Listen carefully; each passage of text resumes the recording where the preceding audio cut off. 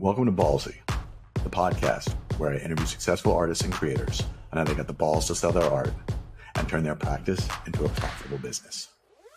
As a former entrepreneur turned artist, I realized that being an artist is basically like running a small startup, and you, the artist, are the CEO. I talk to artists about their businesses, talk real numbers, growth hacks, tools and tricks, and how they were ballsy enough to make that their career.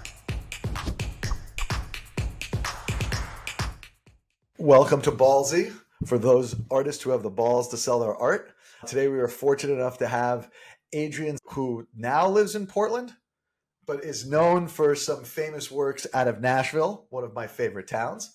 So why don't we get started? Adrian, usually the way I like to start, tell folks, one, where they can find you so they can see your art as they listen to this on social channels, and then give us a little background of how we found you and how you got to where you are.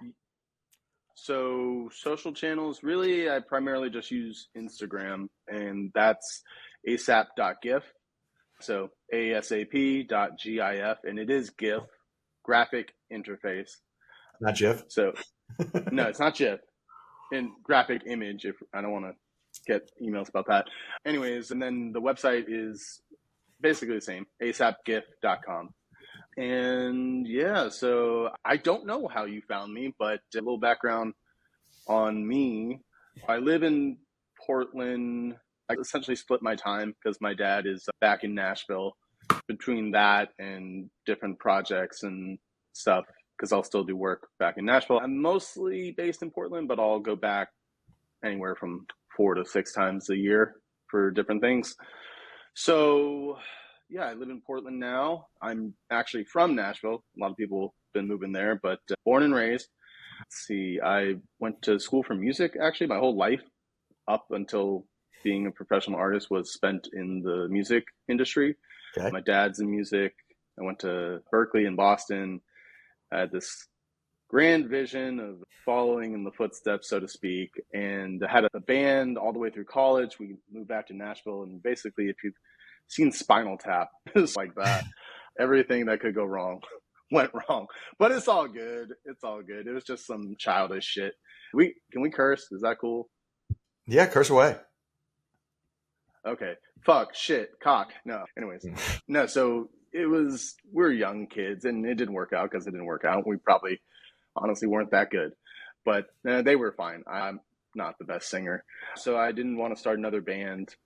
And right away, I'd always done the merchandise and the promotion, the marketing, the visual stuff. And so I just kept going down that path. Right out of high school, I took a year off and I started working Apple retail, and I kept that up all the way through college. So when I got out of college, I went back to the store, and all the stuff went down with the band, and I was working on the visual stuff. And I would, on my iPhone 4, show all of my friends, hey, look, I just made this thing. What do you think? And it was a mixed media thing. I would design stuff, and then I would screen print it, and then I would paint it. And I had a friend who was like, I don't need a painting, but if you put it on a t-shirt, I buy it. So that's how my first business got started, which was design and apparel. And it was all stuff that it was all my design. I wasn't doing freelance or whatever. And a couple months after that epiphany, I did this street festival in Nashville, and I made more in 8 hours than I did in a month at the Apple store. Maybe this is a sign. When I told my managers during conversation, you're doing so great, we can give you a 50-cent raise. And I was like, Johnny, I think I quit. And he'd known me. No better feeling in the world. Yeah, the best part was he'd known me since I was 18. So his response was immediate. He was like, yep, that's about right. You should quit. And I really appreciate him for that. I had no real plan other than this thing worked. And I was 23, so I thought, what else do you need? And I think I had $2,000 total in my bank account, which I thought would be enough to live off and start a business. How we change. Yeah. Somehow I did actually manage to do that, though. So I quit and I said, I'm going to start a design business. And I spent the next several months figuring out what that meant and sitting at a coffee shop in Nashville and just every day, just cranking out designs. I'd pick an idea, pick a theme, and started messing around in Photoshop, which, I mean, the most training I had in that was I had a class in my ninth grade digital graphics class. That was the extent of my training. So I'm sure that I still do a lot of things the wrong way. There's probably a lot easier ways to do it. But yeah, that's what I did for months. And I started any event I could, I'd show up and I'd sling t-shirts and prints and try and hawk my paintings. And then obviously the shirts were what was selling, so focused on that. And 2012, I officially launched my business, and it's called DCXV.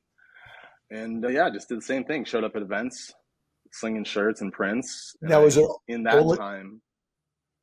Was it only in person that you slung them, or did you do internet? Did you sell them on the web, or just strictly like at hand-to-hand combat?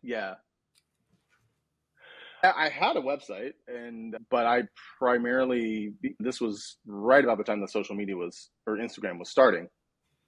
I think they started in 2010, 2011. So like I had that, but it wasn't quite what it is now. So a lot of it was in person.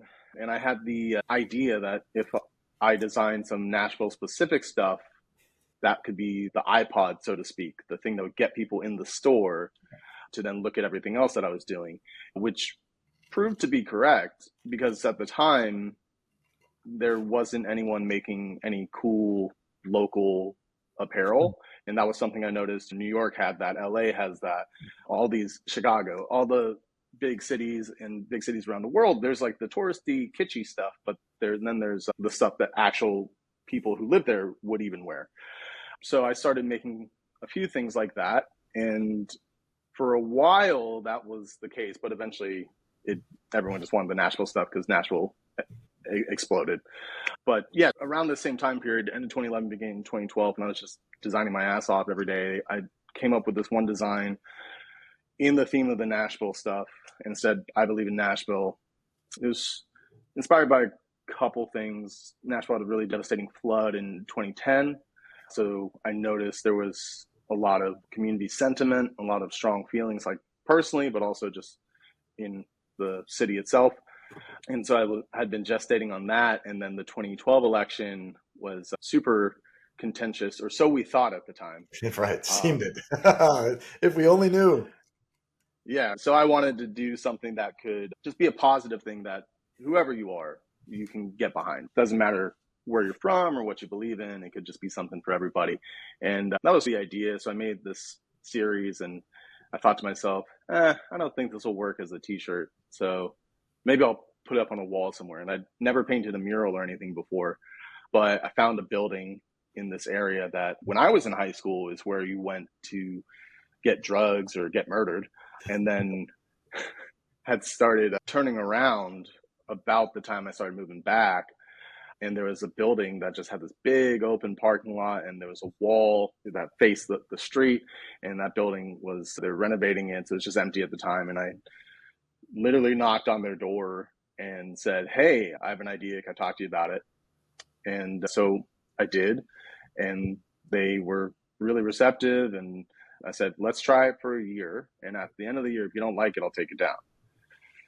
So the Howell family, really good people, they let me do it. And that was March 2012. I think in May, like right away, people started to take pictures with it.